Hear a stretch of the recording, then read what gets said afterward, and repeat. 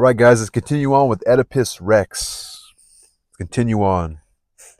Oedipus the King. Let's read about 20 minutes, see how far we get. Oedipus. So if you guys don't remember, they're in Thebes. They're a Theban. This is a Theban play by Sophocles. This is the second of the three Theban plays, Oedipus the King. Remember, there's something going on, some sort of disease, something going on. People are dying here. The people of Thebes are dying, and so people are coming. Crete, actually, the brother-in-law of Oedipus, is saying, "What's going on?" An oracle, I believe his name is Tiresias. I believe, if my memory's right here, Tiresias. He's the oracle. He was also the oracle in Antigone, the other tragedy. And he told them, "Hey, man, this is what happened. I guess the king before Oedipus got murdered, and you guys never found the guy who murdered him. So the gods put a curse on your people. And so you guys need to find the guy who murdered him." And now I'm speaking about it, my recollection's coming back. Tiresias actually told Oedipus, "You're the cause. You're the murderer. You're the one who caused this."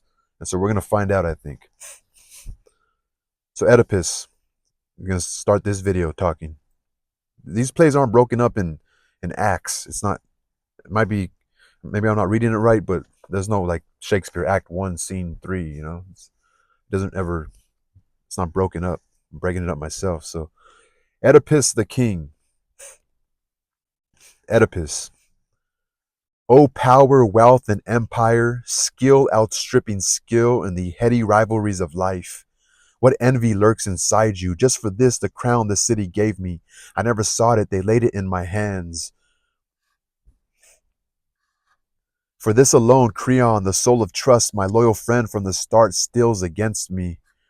So hungry to overthrow me, he sets this wizard on me, this scheming quack.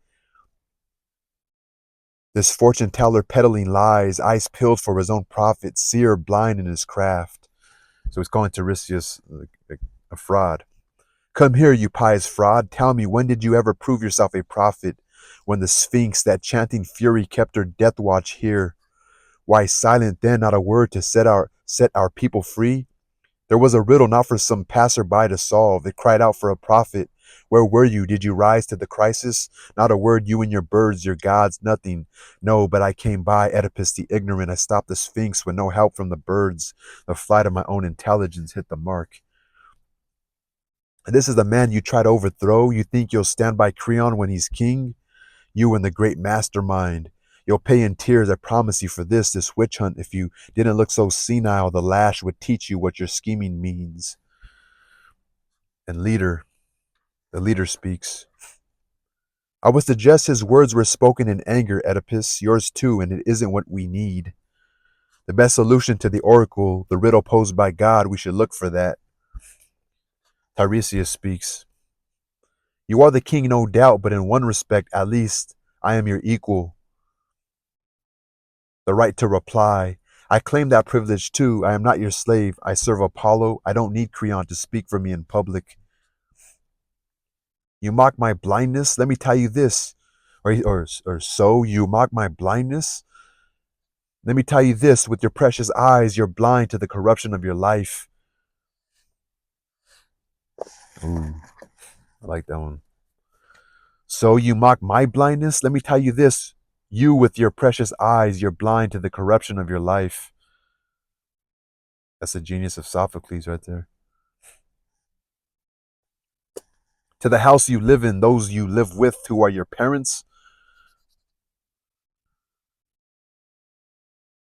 So you with your precious eyes, you're blind to the corruption of your life, to the house you live in, those you live with. Who are your parents? Do you know? All unknowing, you are the scourge of your own flesh and blood, the dead below the earth and the living here above, and the double lash of your mother and your father's curse will whip you from this land one day, their footfall treading you down in terror, darkness shrouding your eyes that now can see the light. Soon, soon you'll scream aloud. What haven won't reverberate? What rock of Cithaeron won't scream back in echo? The day you learn the truth about your marriage, the wedding march that sang you into your halls, the lusty voyage home to the fatal harbor. And a crowd of other horrors you'd never dream will level you with yourself and all your children. There, now smear us with insults, Creon, myself, and every word I've said. No man will ever be rooted from the earth as brutally as you.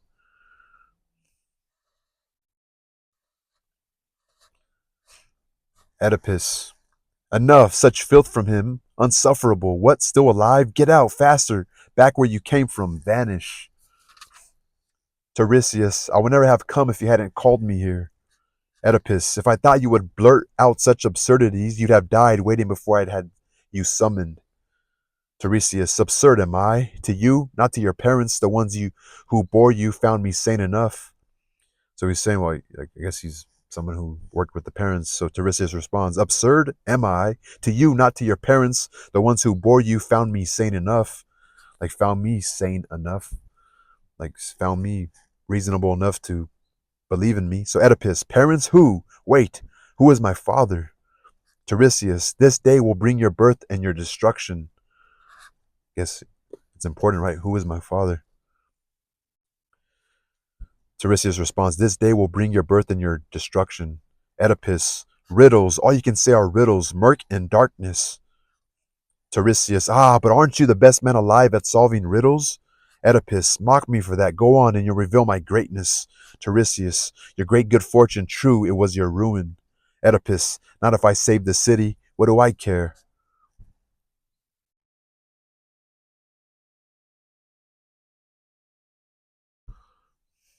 So Tiresias, well then, I'll be going.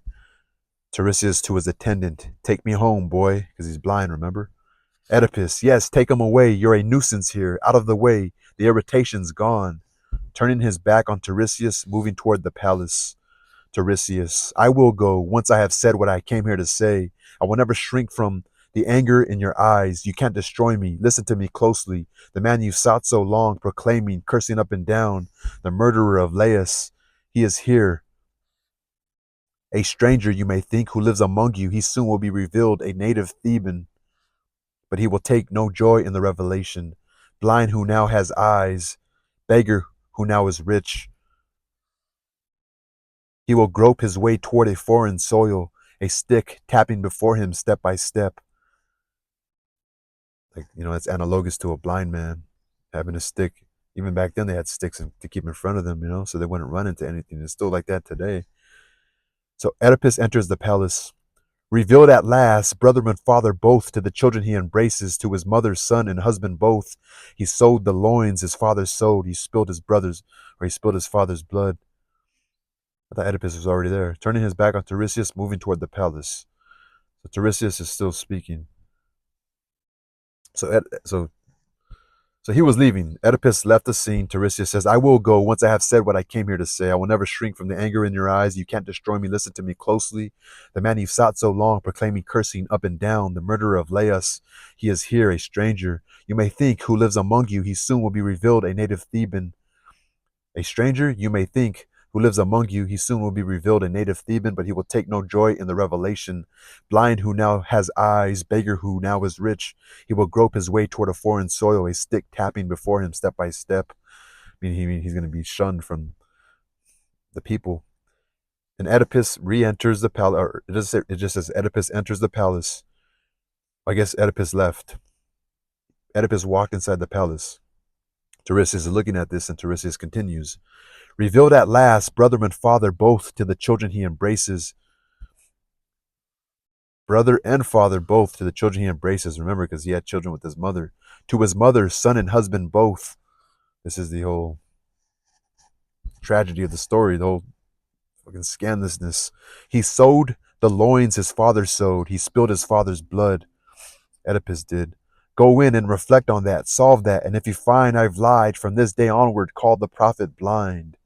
Tiresias and the boy exit to the side. Might just stop there. It's 10 minutes, right? It's interesting right here. Revealed at last, brother and father both, to the children he embraces. To his mother, son, and husband both. He sowed the loins his father sowed. He spilled his father's blood. Go in and reflect on that. Solve that. And if you find I've lied, from this day onward, call the prophet blind. Tiresias and the boy exit to the side. I think that seems like it's like the end of a scene, right? Very interesting.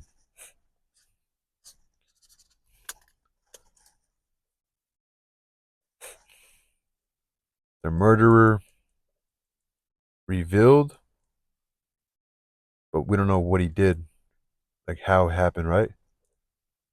Like was it intentional? Was it just by his deed? His deed killed the mom,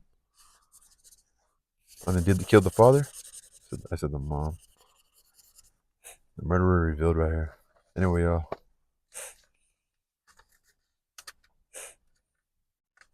What's gonna happen? Upcoming scene.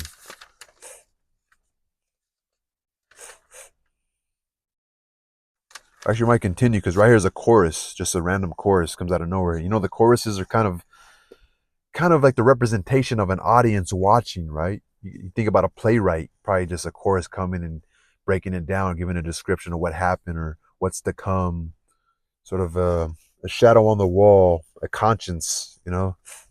So chorus. Who who is the man the voice of God denounces, resounding out of the rocky gorge of Delphi?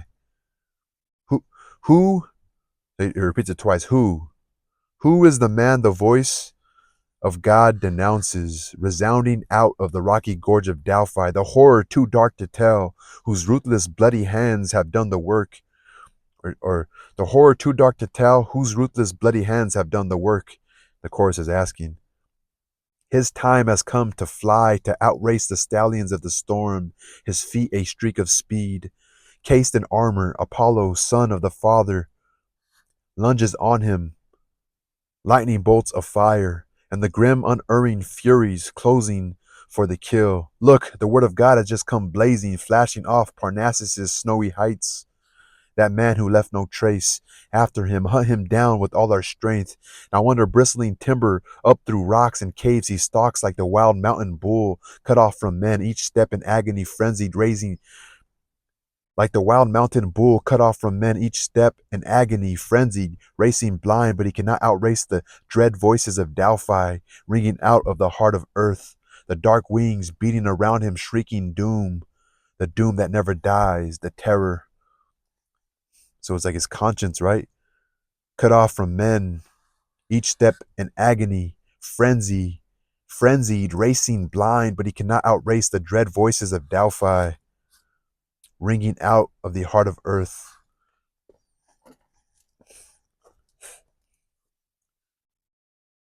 The dark wings beating around him, shrieking doom, the doom that never dies, the terror. The skilled prophet scans the birds and shatters me with terror. I can't accept him, can't deny him, don't know what to say. I'm lost in the wings of dark, forebodying, beating. I cannot see what's come, what's still to come, and what could breed a blood feud between Laius's house and the son of Polybus. And what could breed a blood feud between Laius's house and the son of Polybus? I know of nothing, not in the past and not now, no charge to bring against our king, no cause to attack his fame that rings throughout Thebes. Not without proof, not for the ghost of Laos, not to avenge a murder gone without a trace. Zeus and Apollo know. They know, the great masters of all the dark and depth of human life. But whether a mere man can know the truth, whether a seer can fathom more than I, there was no test, no certain proof. Though matching skill for skill in man can outstrip a rival. No, not till I see these charges prove will I side with his accusers. We saw him then, when the she-hawk swept against him, saw with our own eyes his skill, his brilliant triumph. There was the test, he was the joy of Thebes. Never will I convict my king, never in my heart. So the chorus, okay. So Tiresias is not the end all be all. I guess there's more to the story, right? So interesting. The chorus defends the king. And the chorus, like I said, might represent the people. Peace.